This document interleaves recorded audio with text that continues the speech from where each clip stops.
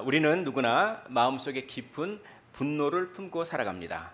그러나 이 분노가 오랫도록 풀리지 않고 굳어지면 우리 마음은 점점 무겁고 어두워집니다. 그래서 데이빗 시멘즈 목사님은 이렇게 얘기합니다. 우울증 있죠? 우울증을 이렇게 정의합니다. 응고된 분노. 이렇게 분노가 굳어버리면 우울증이 되는 거예요. 그러니까 굳지 않도록 해야 되잖아요. 제가 하여튼 눈만 오면은 요 봉고차 미끄러질까봐 그냥 막 바로 쓰는 거예요. 새벽에 때 막 좀만 안 쓰면은 이게 딱딱하게 굳어버리면 그때부터 바퀴가 헛돌고 아이고 그냥 너무 힘들어 죽겠더라고요. 그래서 막 겨울에 막 너무 신경 쓰고 또 어르신들 미끄러지면 또 안 되고 하니까 막 그냥 그러니까 이게 딱딱하게 굳기 전에 뭔가를 이렇게 해야지 굳으면 그다음부터 힘들더라고요. 분노도 마찬가지입니다. 분노도 굳기 전에 다 흩어버려야지. 분노가 굳으면 아이고 그게 슬픔이 되고 이거 분노가 굳으면 힘들더라고요. 그래가지고 응고된 분노를 우울증이라고 합니다. 그만큼 우울증은 분노와 관계가 깊어요. 분노를 다 녹여내면 슬픔도 사라지는 거예요. 그걸 얘기합니다. 그러면 어떻게 하면 이 분노를 녹여낼 수가 있을까요? 오늘 본문을 그거를 우리에게 가르쳐 줍니다. 그래서 가르쳐 줘요. 오늘 본문을 보면은 이렇게 얘기하죠. 나에게로 나와 나의 멍에를 메고 나에게서 배워라. 그러면 너희 마음이 쉼을 얻으리니. 이 말씀이 조금 이해가 좀 안 돼요. 배우면은 쉼을 얻는데 그럼 공부 열심히 하면은 쉼을 얻습니까? 저는 아니던데요. 공부 열심히 하면 스트레스가 생기지 않겠습니까? 근데 나에게서 배우라. 나에게서 배우면 뭘 배우면 그러면 마음의 쉼을 얻는다. 이게 뭘까요? 배우는 사람을 스승이라고 합니까? 제자라고 합니까? 제자라고 하죠. 이 말은 이런 뜻이에요. 예수님의 제자가 되면 마음의 쉼을 얻는다. 이런 뜻입니다. 예수님의 제자는 어떤 삶을 사는 사람입니까? 그게 오늘 마태복음 16장 24절에 나오죠. 그게 나를 따라오려거든 자기를 부인하고 자기 십자가를 지고 나를 따르라. 이렇게 얘기하는 거죠. 그러니까 뭡니까? 제자의 삶은 자기를 부인하고 자기 십자가를 지는데 십자가 하면은 용서잖아요. 십자가의 핵심은 용서잖아요. 그러니까 제자의 삶은 용서란 말이죠. 그럼 제자의 삶을 살면 마음의 힘을 얻는다. 그 말은 제자의 삶의 핵심 중에 하나가 용서니까 용서하면 마음의 힘을 얻는다. 이게 되겠습니다. 사랑하는 성도 여러분, 용서하시길 원합니다. 용서하면 마음의 짐이 내려놓게 되는 것입니다. 용서 안 하면 분노가 쌓이고 분노가 굳어져서 자기만 손해예요. 우울감이 생기는 거죠. 그러나 용서하면 분노가 녹아지고 분노가 흩어져서 순간적으로는 분노가 화가 치밀어도 용서하면 분노가 싹 녹아내려가지고 마음의 쉼을 얻으리니. 그렇게 제가 해보니까 용서가 좋더라고요. 용서가. 그래서 그 직장 상사를 미워했는데 용서를 빌었더니 그 다음부터 되게 마음이 편해지더라고요. 그리고 제가 신학한다고 하니까 저를 진정으로 축복해 주더라고요. 나는 교회 안 다니는데 너는 참 신학해도 되겠다 이런 얘기니까 마음이 참 좋더라고요. 그때 제가 용서를 빌고 참 이렇게 이렇게 했는데 그 용서가 그렇게 능력이더라고요. 용서가 능력입니다. 용서하는 사람은 강한 사람입니다. 용서하지 못하는 사람은 약한 사람이에요. 누가 용서할 수 있습니까? 강한 사람이 용서하는 거예요. 영적으로 강한 사람이 용서할 수가 있습니다. 사랑하는 성도 여러분, 영적으로 강한 사람이 돼서 용서가 되어서 용서하시고 그래가지고 마음의 쉼을 얻게 되시기를 주의 이름으로 축원을 드립니다. 용서는 다른 사람만 용서하는 게 아니라 나도 용서할 줄 알아야 돼요. 나도 나 자신에 대해서 너무 뭡니까? 가혹해요. 완벽주의 컴플렉스. 이거 안 됩니다. 우리는 다 연약한 존재예요. 누구만 완벽하십니까? 하나님만 완벽합니다. 그래서 다른 사람도 용서하고 나도 용납할 줄 알아야 되는 거죠. 그렇다고 해서 내 죄를 막 그냥 양심에 화인 맞으라 이런 소리는 아닌 겁니다. 그렇게 용서의 능력이 있는 것이죠. 만약에 용서하는 마음이 있으면 잘 쌓이지가 않아요. 그때. 그러니까 분노를 죄가 되지 않는 방식으로 분노를 표현해야 되는데 용서하는 마음이 있어야지 그렇게 되는 겁니다. 근데 어떤 때는 이미 분노가 쌓여서 응고가 됐어. 그럼 어떻게 합니까? 그때도 용서하면 돼요. 그때도 용서하면 이미 응고가 됐던 것이 쫙.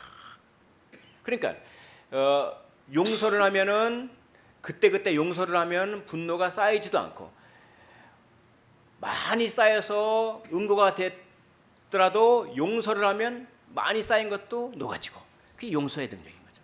그러니까 이 자매가 있었어요. 자매가 있었는데 언니와 그 동생이 있었는데 그 이름이 마리아와 마르다예요. 성경에 있는 마리아 마르다 말고 진짜 마리아 마르다예요, 이름이. 근데 이 마르다가 우울증에 걸렸어요. 우울증에 걸려가지고 이 상담하시는 목사님한테 상담하고 기도받고 그렇게 막 하는데 이 마리아가 마르다죠. 마르다가 자기 언니인지 동생인지 모르지 마리아하고 너무나 이 경쟁 의식이 있었던 것 같아요.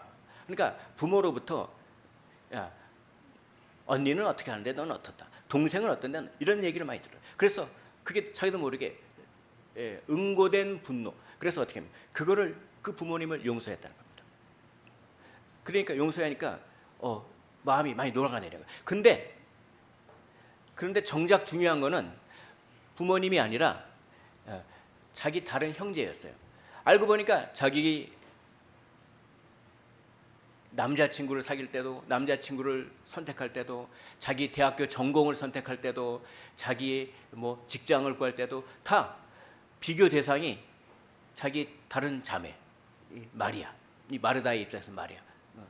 그러니까 자기도 모르게 비교 대상이었던 거죠. 그러니까 자기 삶은 없는 거예요. 자기 삶은 없고 다 그렇게.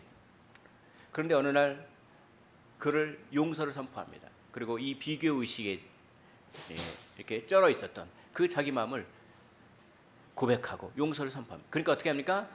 마음이 녹아내리는 거예요. 마음이 녹아내립니다. 그게 용서의 능력인 거죠. 용서는 이렇게 능력이 있는 것입니다.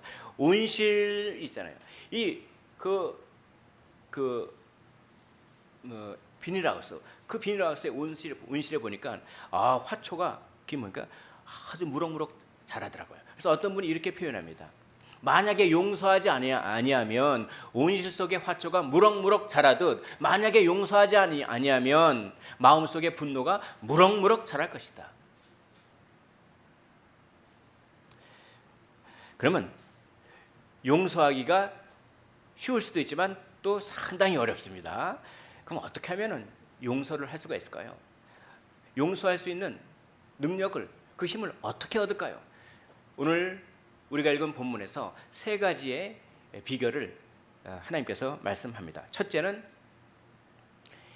약함을 이해하라는 것입니다. 상대방의 약함, 나의 연약함을 어떻게 하라고요? 이해하라. 한번 따라해 볼까요? 약함을 이해하라. 그렇죠? 이 오늘 본문 중에서 1만 달란트 빚진 자가 빚의 탕감을 받았는데 자기는 100데나리온 빚진 자를 용서하지 못했잖아요.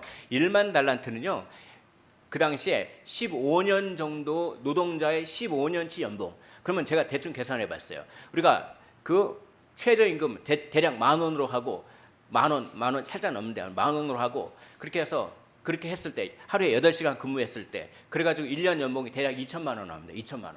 그럼 2천만 원 곱하기 16년 하면은 3억 정도가 나와요. 15년 정도 하면 3억. 그게 1달란트예요. 그럼 1만 달란트는 3억 곱하기 만 하면 얼마가 나오는지 아십니까? 10달란트는 30억, 100달란트는 300억, 1000달란트는 3천억, 만 달란트는 3조. 3조 빚지 않으니까 갚을 수 있어요? 못 갚죠. 못 갚아요. 그러니까 갚을 수 없는 빚이에요. 근데 그걸 갚아줬어요. 엄청나게 기쁜 거죠. 근데 자기는 100데나리온, 100데나리온은 100일치 월급, 그러니까 약 800만 원, 최소임금을 하면. 아니 자기는 3조를 탕감받았는데 800만 원 그 빚진 거를, 그렇죠? 그래가지고 심판을 받잖아요. 심판을 받는데 그 심판이 빚을 못 갚아서 심판을 받는 게 아니라 긍휼히 여기지 않는 마음 때문에 심판을 받는 거예요. 여기 그게 나옵니다. 여기 마태복음 18장 27절에 이렇게 되어 있습니다. 그 종의 주인이 불쌍히 여기라라고 하는 말이 나옵니다. 33절에 내가 너를 불쌍히 여김과 같이 너도 내 동료를 불쌍히 여김이 마땅하지 아니하느냐라고 불쌍히 여긴다고 하는, 이 긍휼의 마음을 강조하고 있어요. 긍휼의 마음을. 그러니까 긍휼의 마음이 있어야 용서가 되는 거예요. 근데 긍휼의 마음은 어디서 생기느냐? 이해할 때 생깁니다. 항상 이해는 사랑을 낳고 오해는 미움을 낳습니다. 그래서 마틴 루이즈 존스는 이렇게 얘기하죠. 긍휼은 이해에서 시작되고 이해는 사랑을 낳고 사랑은 용서를 낳는다라고 하는 것입니다. 그래서 오늘 본문에 이해하라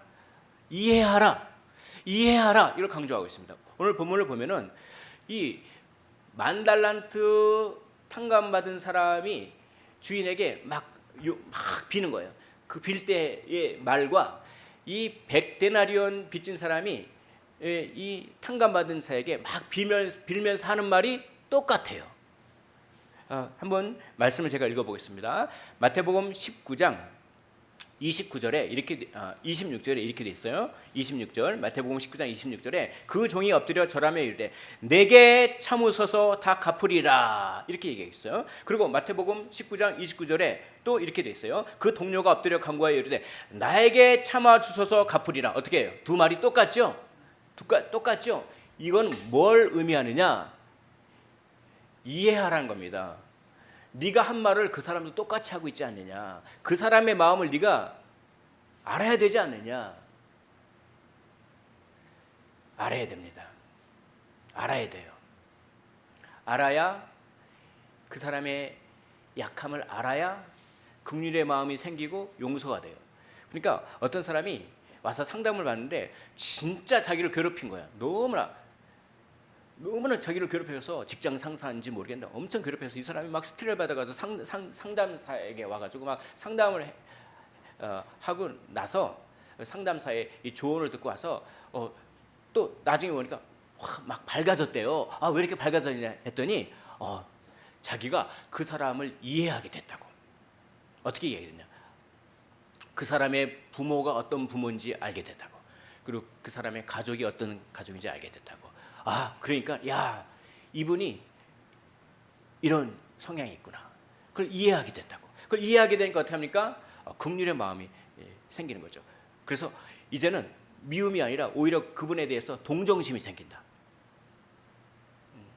그러니까 우리가 용서할 수 있는 비결은 이해하는 데 있습니다. 이해하십시오. 내 입장만 이해해달라고. 내 입장이 이거잖아. 내 입장이 이거잖아. 내 입장이 이거잖아. 그게 아니라 상대방의 입장을 이해하는 것이죠. 자, 용서할 수 있는 두 번째 비결은 무엇입니까? 용서할 수 있는 두 번째 비결은 기도하는 것입니다.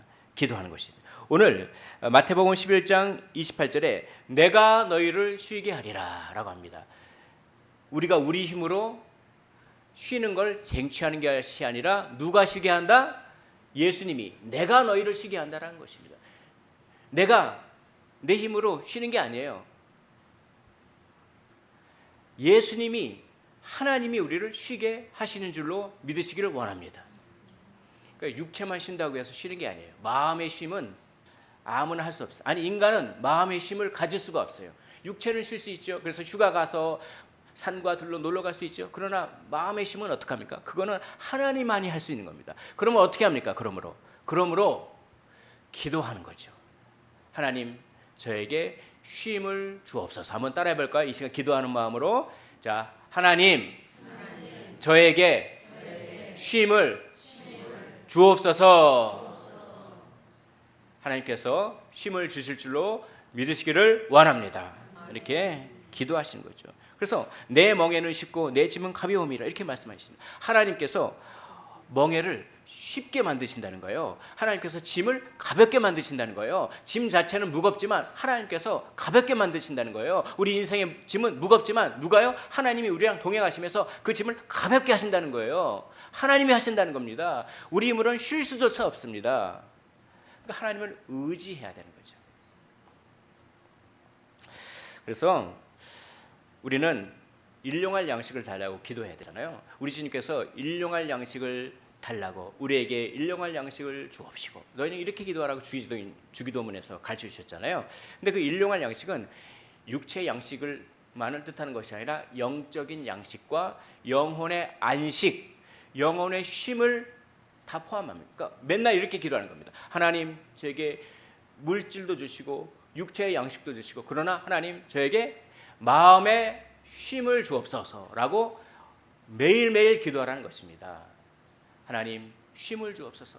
하나님 일용할 양식을 주옵소서. 하나님이 저에게 일용할 양식, 영혼의 양식, 육체의 양식, 그 영혼의 쉼 이걸 주시지 않으면 절대로 제 힘으로는 쉴 수도 없는 존재입니다. 하나님 저에게 일용할 양식, 육의 양식, 영의 양식, 마음의 평안, 마음의 쉼을 허락하여 주옵소서.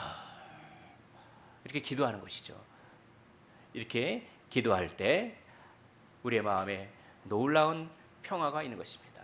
평화는 우리가 만드는 것이 아닙니다. 평화는 위로부터 아래로 내려오는 것입니다. 평화는 우리가 애써서 노력하는 것이 아니라 평화는 주는 것을 받는 것입니다. 평화 평화로다 하늘 위에서 내려오네. 은혜로 하나님께서 주어주시는 그 놀라운 평안을 믿음으로 기도로 받으시기를 주의 이름으로 축복합니다. 우리가 상대방의 약함을 이해했어요. 그리고 긍휼의 마음이 생겼어요. 근데 상대방의 약함을 이해하고 긍휼의 마음이 생긴다고 해서 용서로 실천되는 것은 아닙니다. 우리 안에 죄성이 있기 때문에 그래요. 마음은 저 사람의 마음을 저 사람이 다 연약해서 그래. 마음은 알죠. 이해했죠. 그래 내가 또 심지어는 동정심이 생기기도 하는데 용서하기는 싫어하는 마음이 있다는 겁니다. 죄성 때문에 그래요. 서운한 마음, 원통한 마음, 부당한 대우를 받았다고 하는 마음, 자존심 때문에 그리고 두려운 마음, 또 뭔가 설명하기 어려운 주저주저하는 마음이 있어요. 용서하는데 잘 안 나와. 뭔가 주저하는 마음이 있어요. 그게 다 죄성이거든요. 그것 때문에 용서를 실천을 못하는 겁니다. 그래서 우리는 기도해야 되는 겁니다. 하나님 제 안에 두려움이 있고 제 안에 주저하는 마음이 있고 마음은 저 사람의 약함을 이해하지만 심지어는 동정심도 생기지만 왜 그렇게 이 동정심이 용서로 실천되지 않습니까? 주여 용서하게 없어서라고 하면서 용서를 선포해야 되는 거죠. 용서는 선포하는 것입니다. 나는 그 사람을 용서합니다. 우리 한번 따라해 볼까요? 나는 그 사람을 용서합니다. 내 마음이 용서하지 않으려고 해도 라고 하는 거죠. 이게 중요해요. 이 코리 텐 붐이라고 하는 여사가 있는데요. 이 여사가 나치 수용소에서 자기 동생을 잃어버렸어요. 죽었어요. 근데 이제 전쟁이 끝났어요. 2차 대전이 끝나고 자기를 막 고문했어요. 고문하고 성폭행도 했어요.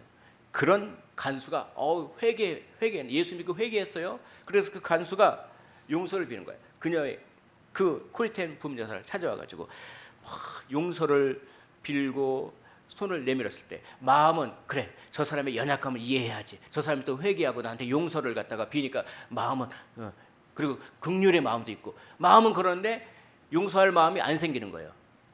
자기를 성폭행하고 자기 여동생을 죽인 근데 그분이 예수 믿고 회개하고 나와서 자기에게 용서를 비는데 마음은 용서해야겠지라고 하는데 용서가 안 되는 겁니다. 그때 이분이 이렇게 얘기합니다. 이렇게 기도했다고 합니다. 주님, 제 마음은 용서할 수 없습니다. 그러나 제 손은 내밀 수 있습니다. 제 손을 축복하시고 용서를 주옵소서. 이렇게 기도하면서 의지적으로 용서를 선포하고 손을 내밀었더니 분노가 녹아내립니다. 그 응고된 분노가 녹아내려요. 그리고 뜨거운 평화가 찾아왔다. 이것을 그렇게 간증집에서 쓰고 있습니다. 그러면서 이런 얘기를 합니다. 용서는 감정이 아니라 믿음의 행위이다. 용서는 감정이 아닙니다. 용서는 행위입니다. 믿음의 행위입니다. 내가 용서를 선포하고 믿음으로 행위를 할 때 그때 감정이 찾아올 수 있는 것이죠. 내가 어떤 용서의 감정이 생겨서 용서하는 것이 아니라 믿음으로 용서를 선포하고 먼저 행위를 할 때 그때 용서의 마음이 감정이 나중에 찾아올 수도 있는 것입니다. 세 번째, 용서를 실천하기 위해서 우리가 해야 할 세 번째는 하나님의 주권을 인정해야 되는 것입니다. 한번 따라해 볼까요? 하나님의 주권을 인정합시다. 원수 갚는 것을 누구에게요? 하나님께 맡기는 것이죠. 원수를 내가 갚으려고 하니까 원통한 마음 생기고 분노가 응고되고 그렇게 되는 것이죠. 자기를 부인하라고 합니다. 자기를 부인하는 것은 무엇입니까? 주권을 인정하는 것이에요. 원통한 마음, 그렇죠? 원수 갚으려고 하는 마음, 그 마음까지도 부인하라는 것입니다. 그것을 하나님께 맡기라고 하는 것입니다. 그러니까 이 100데나리온의 빚진 자의 원통함을 누가 갚아주십니까? 하나님이 갚아주시잖아요. 그러니까 하나님이 심판주의. 이거를 하나님의 주권을 인정할 때 오히려 우리는 용서할 수가 있고 분노가 쌓이지 않는다라고 하는 것이죠. 그래서 바울은 로마에 있는 교회에게 이렇게 권면했습니다. 내 사랑하는 자들아, 너희가 친히 원수를 갚지 말고 진노하심에 맡기라. 기록되었을 때 원수 갚는 것이 내게 있으니 내가 갚으리라. 너의 원수가 줄이거든 먹이라. 목마르거든 마시게 하라. 이건 용서가 전제되어 있습니다. 악에게 지지 말고 선으로 악을 이기라. 이 로마서 12장 19절로 21절 말씀입니다. 내가 원수가 풀려고 하는 마음 때문에 악에게 지지 말고 하나님의 주권을 인정하면서 선으로 악을 이기라고 권면하고 있습니다. 이 세상의 부정과 불공평과 상처들을 고치고 바로잡는 분은 하나님이십니다. 그것은 하나님께 속한 일들입니다. 하나님께서는 내 일에 참견하지 말라라고 경고하시는 것입니다. 그러나 반면 하나님은 우리를 위하여 하시는 용서와 사랑의 사역에 우리를 초대하시는 것입니다. 하나님께서 우리에게 권면하시는 말씀은 내가 그리스도 안에서 너희를 용서함 같이 너희도 그렇게 하라는 것입니다. 잘못된 것을 시정하고 원수를 갚는 일에서 손을 떼고, 물론 우리가 할 수 있는, 시정할 수 있는 것은 시정해야 되지만 궁극적으로 완벽하게 모든 잘못을 시정하고 심판하시는 분은 하나님이라는 것이죠. 우리는 용서하고 사랑하는 일에 전념하라라고 하는 것입니다. 마음속에 일어나는 분노, 부당한 대우, 공평하지 못했다는 것에 대한 분노, 서운한 마음, 이것에 대해 지나치게 예민한 마음을 하나님께 드릴 때 자기 슬픔, 자기 비애로 인한 고통으로부터 벗어나게 되는 것입니다. 그리고 우울증의 문제도 곧 해결되는 것을 체험하게 된다고 데이빗 시멘즈는 얘기하고 있습니다. 세 가지. 첫째, 약함을 이해하는 데서 오는 긍휼. 두 번째, 간절하고 반복적인 기도할 때 선포하면서. 세 번째, 원수 갚는 것을 하나님께 맡김. 이 세 가지를 통해 용서할 수 있는 힘을 얻게 되는 것입니다. 그러면 누구를 용서해야 될까요? 주님은 원수를 사랑하라고, 그리고 원수에게 물을 주고 원수에게 음식을 주라고 하십니다. 원수를 용서해야 되는데 원수는 누굽니까? 원수는요, 먼 사람은 원수가 아니에요.